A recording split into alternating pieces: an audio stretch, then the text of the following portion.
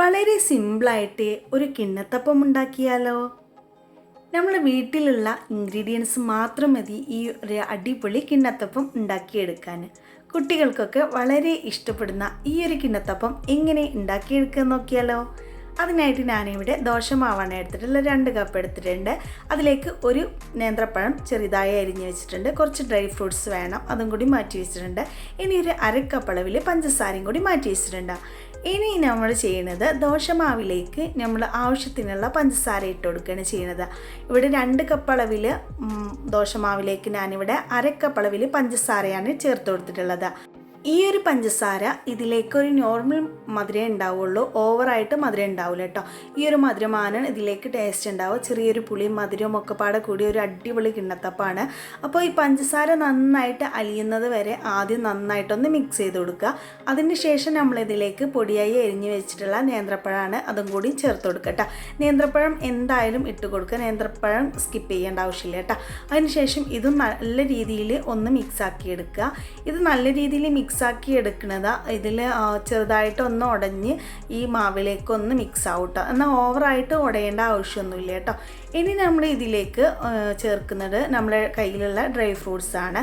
ഏത് dry fruits വേണമെങ്കിലും ഇട്ട് കൊടുക്കുക, ഉണ്ടെങ്കിൽ ഇട്ട് കൊടുത്താൽ മതി, ഇല്ലെങ്കിൽ അത് സ്കിപ്പ് ചെയ്തോളൂ കേട്ടോ.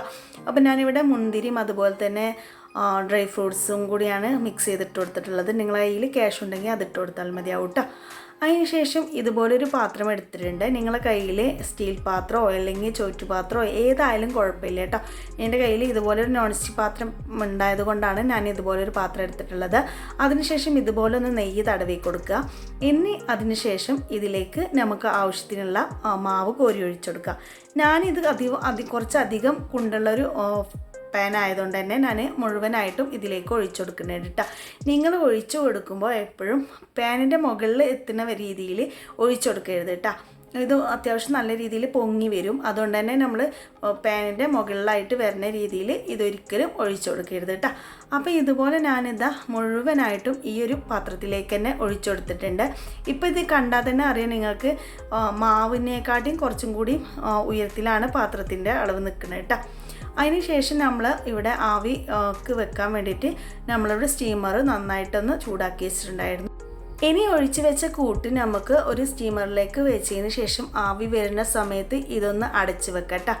ഇതൊന്ന് അടച്ച് വെച്ചിട്ട് ഞാനിവിടെ ഒരു 15 മിനിറ്റ് കഴിഞ്ഞതിന് ശേഷം തുറന്ന് നോക്കിയിട്ടുണ്ടായിരുന്നു. അതിനുശേഷം വീണ്ടും ഒരു 5 മിനിറ്റും കൂടി വെച്ചിട്ട് തുറന്ന് നോക്കിയിട്ടുണ്ട് കേട്ടോ.